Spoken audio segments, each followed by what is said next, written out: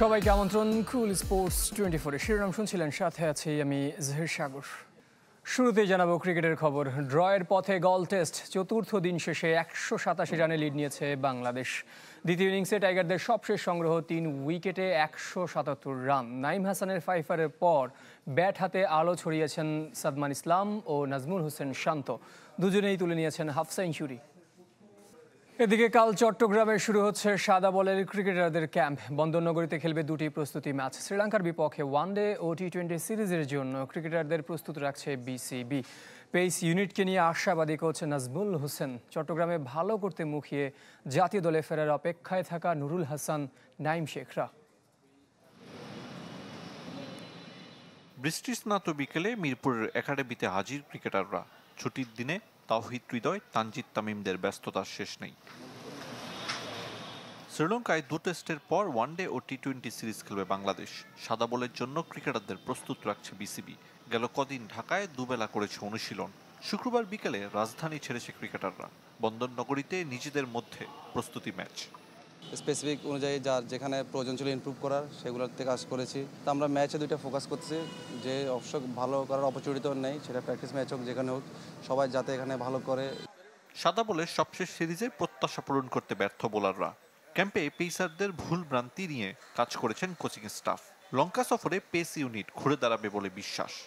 আমি আশাবাদী ওরা প্র্যাকটিসে যেভাবে নিজেদের মেলে ধরছে, এবং যেহেতু ছিল আমাদের আর সপ্তাহ বা 10 দিন আমাদের ওয়ানডে সিরিজটা বাকি আছে, এবং ওরা এইভাবেই এগোচ্ছে। তো আশা করি আমাদের যে এক্সপিরিয়েন্স বোলারগুলো দিয়ে খেলে শ্রীলঙ্কাতে ডিফারেন্ট আমরা রেজাল্ট করতে পারি। জাতীয় দলে ফিরতে পারেন এমন ক্রিকেটারও আছেন ক্যাম্পে। নুরুল হাসান, সাইফুদ্দিন, নাইম শেখরা চাইবেন প্রস্তুতি ম্যাচগুলোয় সর্বোচ্চ দিতে। ঘরোয়া লিগে ভালো করেও কম্বিনেশনের কারণে টিম বাংলাদেশের বাইরে অনেকে। অবশ্যই নিজের সেরাটা দেওয়ার চেষ্টা করবো, এবং সবসময় যেটা বলি যে ন্যাশনাল টিমে খেলাটা প্রাউডের ব্যাপার। অবশ্যই আমার জায়গা থেকে সেরাটা দেওয়ার চেষ্টা করবো, এবং সুযোগ পেলে নিজের ভালো করার চেষ্টা করবো। গল টেস্টের পর ওয়ানডে সিরিজের দল দিবে নির্বাচক প্যানেল। আরিফুল ইসলাম, চ্যানেল 24, ঢাকা। ঘটা করে বাংলাদেশের টেস্ট স্ট্যাটাস প্রাপ্তির রজত জয়ন্তী উদযাপন করতে চায় বিসিবি। দেশব্যাপী 6-a-সাইড ক্রিকেট টুর্নামেন্টের পাশাপাশি সমর্থকদের জন্য রাখছে বিশেষ পরিকল্পনা। 21 জুন খুলনা বিভাগ দিয়ে শুরু হবে 8 দিন ব্যাপী ক্রিকেট উৎসব। 28 জুন রংপুর ও বরিশাল দিয়ে শেষ, তবে বাদ পড়েছে ময়মনসিংহ বিভাগ। 2000 সালের 26 জুন আইসিসির 10ম সদস্য হিসেবে টেস্ট ক্রিকেটের মর্যাদা পায় বাংলাদেশ। এরপর সাফল্য আর ব্যর্থতায় কেটে গেছে দীর্ঘ 25 বছর। ঐতিহাসিক সেই অর্জন ঘটা করে উদযাপন করতে চায় বিসিবি। গোটা দেশ জুড়ে সমর্থকদের সাথে নিয়ে জানান দিতে চায় সে পথ চলা। 21 জুন খুলনা থেকে শুরু হবে টেস্ট মর্যাদা প্রাপ্তির রজত জয়ন্তী উৎসব। এরপর রাজশাহী, সিলেট, চট্টগ্রাম, ঢাকা হয়ে 28 জুন রংপুর ও বরিশাল বিভাগ দিয়ে শেষ হবে 8 দিনের আনন্দ আয়োজন। তবে সে সুযোগ মিস করবেন ময়মনসিংহ বিভাগের ক্রিকেটার ও সমর্থকরা। অনূর্ধ্ব 12 ক্রিকেটারদের নিয়ে প্রতিটি বিভাগীয় ভেন্যুতে হবে 6-a-সাইড টুর্নামেন্ট।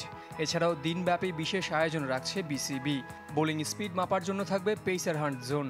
টেস্ট ক্রিকেটের ঐতিহাসিক মুহূর্তের ভিডিওর সাথে ধারাভাষ্য দেওয়ার সুযোগ পাবেন দর্শকরা।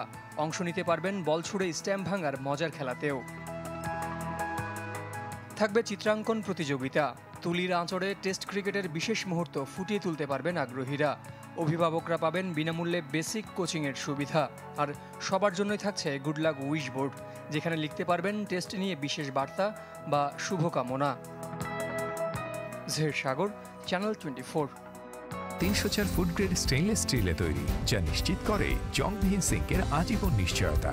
আরএফএল কিচেন সিঙ্ক, স্বাস্থ্যকর কিচেনের চিরস্থায়ী সমাধান। এবার ফুটবলের খবর। দেশে বা দেশের বাইরে হোক, সেপ্টেম্বর উইন্ডোতে শক্তিশালী প্রতিপক্ষের সাথে খেলতে চান তপু বর্মন। অক্টোবর ও নভেম্বরে এশিয়ান কাপ বাছাইয়ে 3 ম্যাচকে সামনে রেখে সেপ্টেম্বরকে প্রস্তুতির বড় সুযোগ মনে করেন জাতীয় দলের এই ডিফেন্ডার। আপাতত মানসিকভাবে সিঙ্গাপুর ম্যাচের বিপর্যয় কাটিয়ে উঠছেন ফুটবলাররা। হামজা তো অনেক জোরে চিৎকার করে ফেলছে যে হাউ ইজ পসিবল, এটা পেনাল্টি না, এবং আমরা সবাই অনেক কষ্ট পাইছি। কারণ বাংলাদেশ সিঙ্গাপুর ম্যাচ শুধু ফলের বিচারে নয়, রেফারির সিদ্ধান্তও ফুটবলারদের মনে বিরূপ প্রভাব ফেলেছে। দর্শকের বিপুল আগ্রহের সেই ম্যাচে অন্তত 1 পয়েন্ট নিয়ে রাখতে না পারার আক্ষেপে পড়ছেন ফুটবলাররাও। তবে হামজা, সমিত, ফাহমিদুল সহ দলের ওই ক্যাম্পটা বিশেষ স্মৃতি তপু বর্মনের কাছে। সমিত 4 দিনের পর আমাদের সাথে ম্যাচ খেলেছে। আসলে আমি দেখেছি ওর অনেকগুলো ইন্টারভিউতে সে খুবই খুশি এবং এত আন্তরিকতা তার সাথে হয়েছে। তো আসলে এগুলির ব্যাপার আমার কাছে মনে হয় যে নেক্সট যারা আসবে বাংলাদেশের হয়ে খেলতে এই জিনিসগুলো আমার কাছে মনে হয় একটা ভালো মস্ত করে ভূমিকা পালন করবে। হামজা সমিতদের মতো প্রবাসী ফুটবলারদের পেয়ে উজ্জীবিত দল, এতে দলের মাঝে পজিটিভ কম্পিটিশন দেখছেন তপু।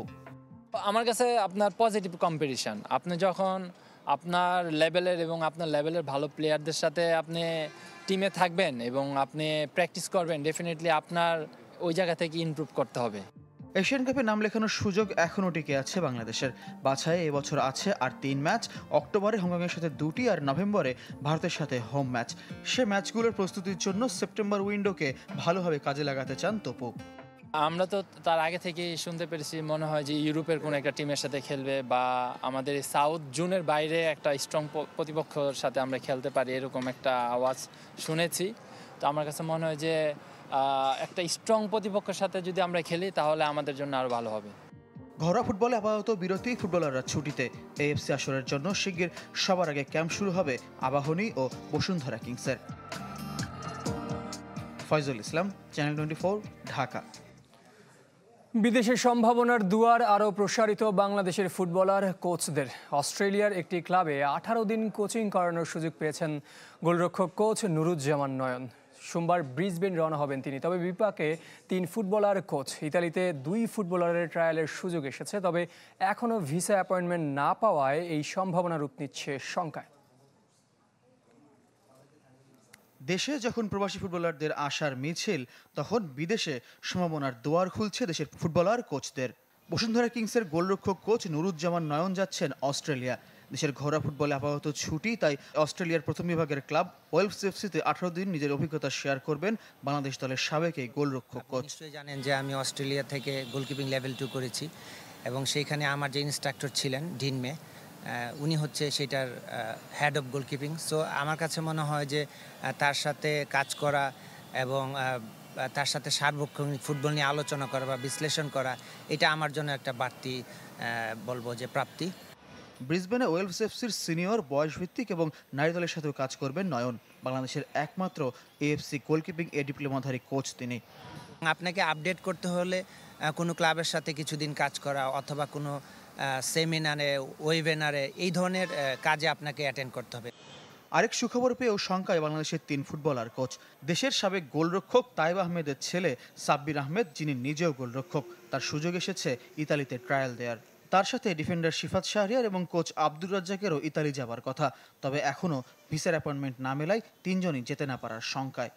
প্রত্যেকটা প্লেয়ারই চায় যে তার দেশকে রিপ্রেজেন্ট করুক। এখন আমাদের দেশে প্রচুর মানসম্পন্ন প্লেয়ার সব বাইরে থেকে আসতেছে আমাদের দেশে, কিন্তু আমরা যদি এটা যাইতে পারতাম তাহলে আমাদের জন্য খুব ভালো হইতো। আমাদের দেশকে এটা রিপ্রেজেন্ট করতে হইতো যে আমরাও পারি, আমাদের দেশ বাংলাদেশও পারে বিদেশে গিয়ে খেলতে পারে। কৃতজ্ঞ জানাই বাংলাদেশ ফুটবল ফেডারেশনের জন্য, কারণ তারা যে আমাদের সাপোর্ট দিয়েছে, তারা এম্বাসিতে চিঠি পাঠিয়েছে, কিন্তু এম্বাসি চিঠির কোনো জবাব দেয়নি।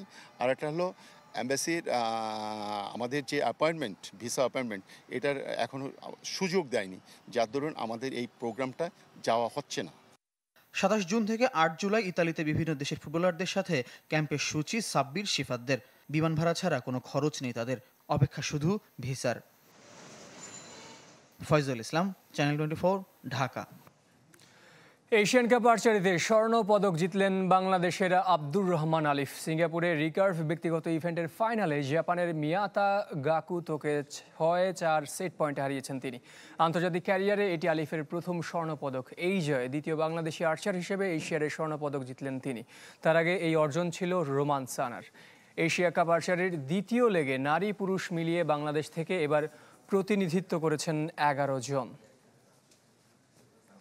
এই ছিল কুল স্পোর্টস 24 এখনকার আয়োজনে। খেলার সব আপডেট ও রিপোর্টগুলো দেখতে ভিজিট করুন আমাদের ওয়েবসাইট ও ফেসবুক পেজ facebook.com/sports24 টিমে। সবাইকে ধন্যবাদ সাথে থাকার জন্য।